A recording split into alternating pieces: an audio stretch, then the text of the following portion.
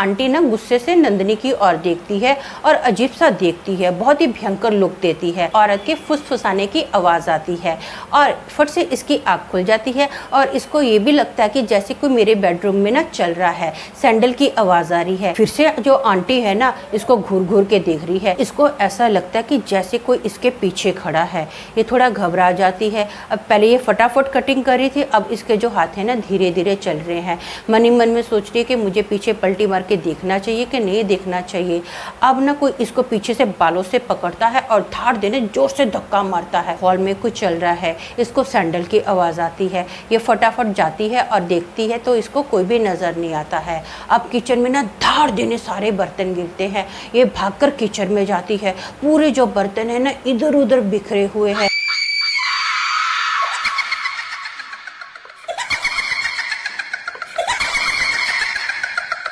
Hello दोस्तों, मेरा नाम अमन है। मैं आप सभी के मनपसंद यूट्यूब चैनल कहानी रंगमंच में आपका स्वागत करती हूं। उम्मीद करती हूं कि आप सभी अच्छे और स्वस्थ होंगे। इसी तरह की वीडियो देखने के लिए आप मेरे चैनल को सब्सक्राइब कीजिए और हाँ, बेल आइकन को दबाना मत भूलना ताकि आपको आने वाले वीडियो की नोटिफिकेशंस मिलते रहें। तो चलिए शुरू करते हैं आज का भयानक किस्सा। दोस्तों, आज का जो किस्सा है ये गुजरात सूरत का किस्सा है। अहमदाबाद में ना एक नंदिनी नाम की लड़की रहती है। इसको सूरत में बैंक की जॉब मिलती है। तो ये क्या करती है, ऑनलाइन ना एक घर को बुक कर लेती है। ये 2 दिन पहले ही सूरत में जाती है जॉब ज्वाइन करने से पहले। तो जैसे ही ये अभी ना अपना सीढ़ियों चढ़ रही होती है, ये ऑनर के साथ जा रही है अपने घर को देखने के लिए। फर्स्ट टाइम ये अपने घर पर जा रही होती है।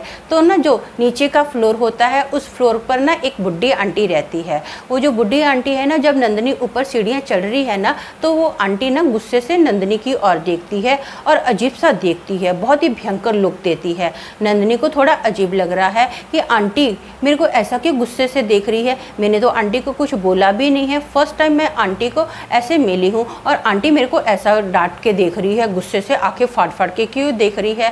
ये बोलती है कि चलो कोई बात नहीं है, मैं आंटी को लेट गो करती हूँ। ये सीधा अपने घर के अंदर जाती है। जैसे ही इसने अपना पैर घर के अंदर रखा ना, तो ये घर को देखकर बहुत ज़्यादा खुश हो जाती है। घर जो होता है मस्त साफ सुथरा बड़ा खुला हवादार घर होता है।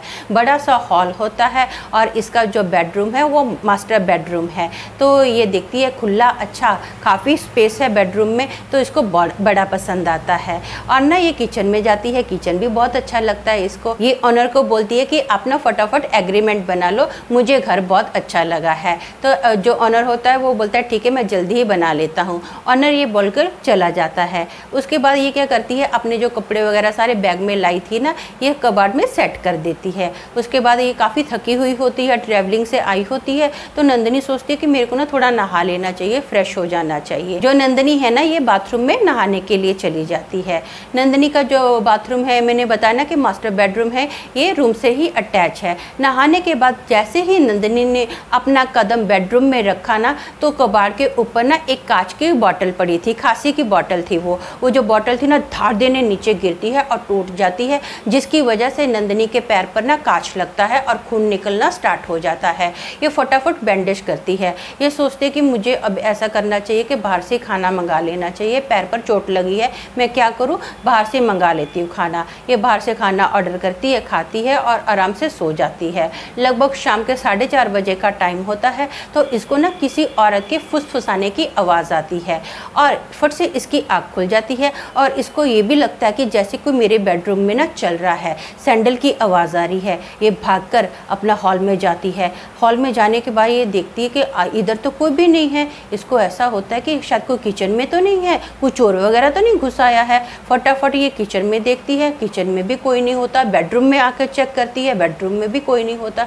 इसको थोड़ा अजीब लगता है कि ऐसे कैसे हो सकता है, मेरी आँख जो है किसी की आवाज़ से खुली है और मैंने सुना है कि यहाँ पर कोई ना कोई चल रहा था, लेकिन कौन है कोई दिखाई नहीं दे रहा है। ये थोड़ा घबरा जाती है, टेंशन में आ जाती है। फिर इसको ऐसा लगता है कि ये मेरा बहम भी तो हो सकता है, मैं ज़्यादा थक गई थी, मैंने कुछ सपना देखा हो, जब मुझे नींद में ऐसा लगा हो कि घर में कोई चल रहा है, पक्का मेरा बहम होगा। ये ऐसा सोचती है। अब ना ये सोचती कि मैं घर पर यहाँ पर पड़ी पड़ी क्या करूँगी, चलो नीचे जाती हूँ, सब्जी वगैरह लेकर आती हूँ और आजू बाजू का जो भी एरिया है थोड़ा देख लेती हूँ किधर क्या क्या है।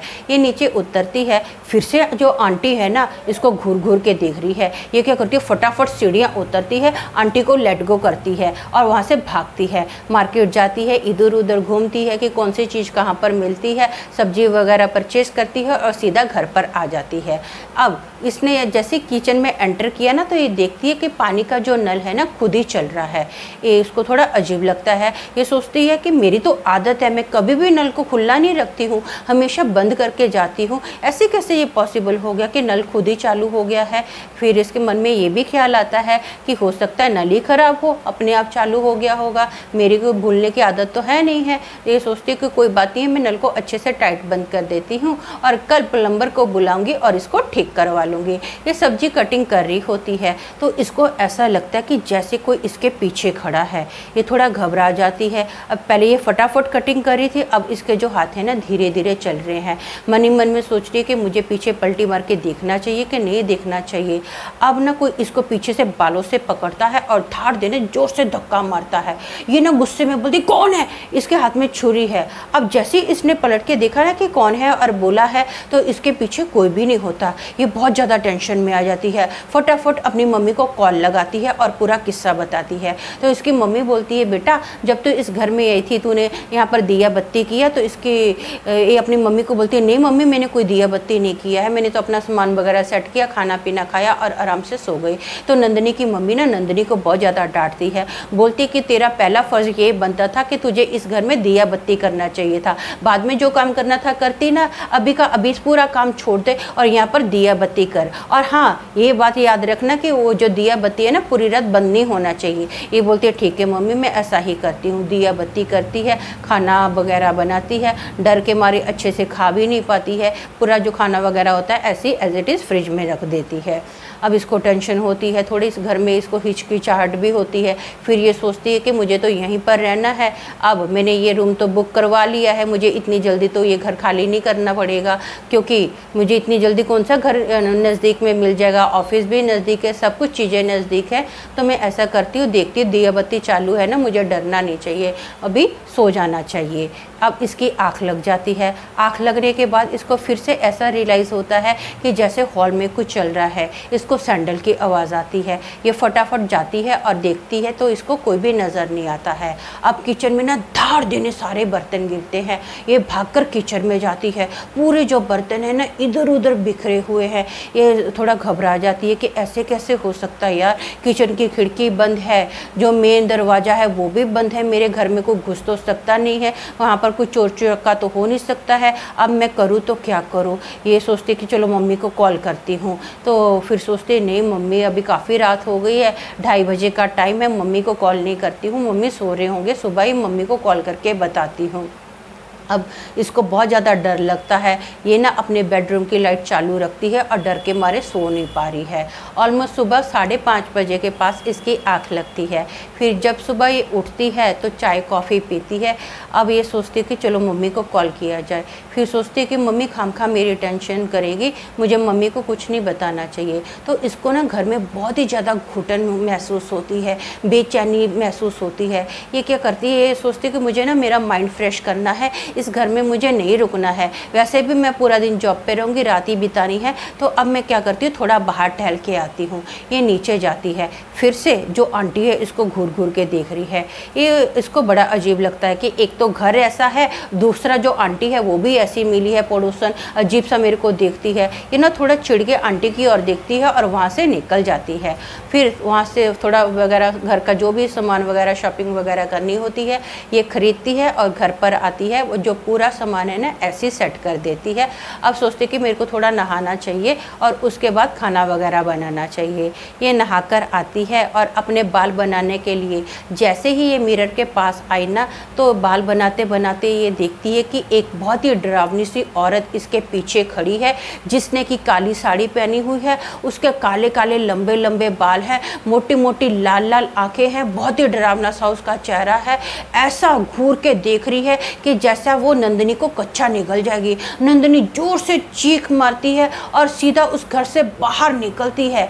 अब जैसे ये सीढ़ियों पर भाग रही थी ना, वो जो आंटी है फटाफट अपने घर से बाहर आती है और वो नंदिनी को बोलती है, क्या हुआ बेटा, तू ठीक तो है? हाँ तू ठीक तो है? मुझे पक्का पता था इस घर में कुछ तो गड़बड़ है, तो ये ज़्यादा दिन इस घर में नहीं रह सकती है। चल फटाफट मेरे घर पर आजा, मैं तुझे पानी पिलाती हूँ। वो जो आंटी है ना नंदिनी को पानी पिलाती है। पानी पीने के बाद जब नंदिनी थोड़ा ठीक हो जाती है, सांस में सांस आती है ना, तो ये पूछती, आंटी आपको कैसे पता चला कि इस घर में कुछ तो गड़बड़ है? आप क्या इस घर के बारे में कुछ जानते हो? तो वो जो आंटी होती है ना नंदिनी को बताती है कि इस घर में ना बहुत साल पहले एक औरत रहती थी, उसको कैंसर की बीमारी थी, उसका कोई भी रिश्तेदार नहीं था, उसको कोई पूछने वाला नहीं था, बेचारी ऐसे ही तड़प तड़प के चीखे मारते मारते वो मर गई थी। यहाँ तक कि उसकी जो डेड बॉडी थी ना पुलिस वालों ने दफनाई थी। उसके बाद इस घर में अजीब अजीब सी आवाज़ें आने लगी, चीखों की आवाज़ें आने लगी। तेरे से पहले ना 2 लड़के यहाँ पर रहने के लिए आए थे, लेकिन उन्होंने डर के मारे रातों रात घर खाली कर दिया था। वो चीखते हुए रातों रात इस घर से बाहर निकल गए थे। मेरे को तो समझ में नहीं आता तू इस घर में रात कैसे बिता दी है, तू तो बड़ी हिम्मत वाली है। ये सोचती आंटी मैं अभी क्या करूँ, मेरे को तो समझ में नहीं आ रहा, मुझे तो घर इतना जल्दी मिलने वाला नहीं है। तो वो जो आंटी होती है ना इसको बोलती है कि बेटा ऐसा कर, तू जा तो अपने घर पर वापस चली जा। ये देख मुझे लगता है ये घर सही नहीं है, इसमें तेरी जान को खतरा हो सकता है। अब इसको भी लगता है कि हाँ आंटी सही तो बोल रही है। ये क्या करती है, सीधा घर पर जाती है और अपना ना सामान पैक कर रही होती है, पूरा बैग वगैरह पैक कर लेती है। अब जैसे ही इसने अपने बैग पर हाथ डाला ना घर से बाहर लेकर जाने के लिए, तो फिर से इसके घर की जो दीवारें थी ना काली काली हो गई हैं और अजीब सा पूरे रूम में धुआं छा गया है। ये बहुत ज़्यादा घबरा जाती है, फटाफट ये बैग को अभी घसीटने वाली ही होती है ना, तो इसको धाड़ देने धक्का पड़ता है और सीधा नंदिनी ना अपने बेड पर गिरती है। ये क्या करती है, बैग को वहीं पर छोड़ती है, इसके हाथ में इसका मोबाइल होता है और चीख मारती हुई फटाफट फिर से नीचे उतरती है, मम्मी को कॉल लगाती है और पूरा किस्सा बताती है। वह ये ना नंदिनी अपनी मम्मी को बोलती है, मम्मी मैं अभी इसी वक्त घर पर आ रही हूँ टैक्सी करके। तो इसकी जो मम्मी होती है ना बोलते हाँ बेटा आजा, तेरी जान से बढ़कर मुझे कुछ भी नहीं है, आजा इसी वक्त घर पर आजा। नंदिनी घर पर जाती है, इसकी जो मम्मी होती है ना झाड़ फूँक करवाती है और जो नंदिनी है एकदम सुरक्षित रहती है। कुछ दिन के बाद ना ये सूरत में नया घर ले लेती है और फिर से ये अपनी जॉब जो है ना ज्वाइन कर लेती है। तो दोस्तों मेरा मानना तो ये है, जो ऐसे लुखे लोग होते हैं ना जो अपनी प्रॉपर्टी बेच देते हैं या घर रेंट पर दे देते हैं, जिनको पता होता है कि इस घर में भूत है, देखो इन लोगों को ना सिर्फ पैसे तक मतलब होता है, किसी की जान की कोई परवाह नहीं होती है। लेकिन मैं अक्सर अपने हर एक वीडियो में बोलती हूँ कि कभी भी कोई भी घर खरीदना है ना या रेंट पर लेना है तो पहले उसकी अच्छे से जांच पड़ताल कर लो, फिर ही वो घर खरीदना चाहिए या रेंट पर लेना चाहिए। तो आज के लिए बस इतना ही, कल फिर मिलेंगे और एक भयानक किस्से के साथ। तब तक के लिए शालोम, शांति और सलाम।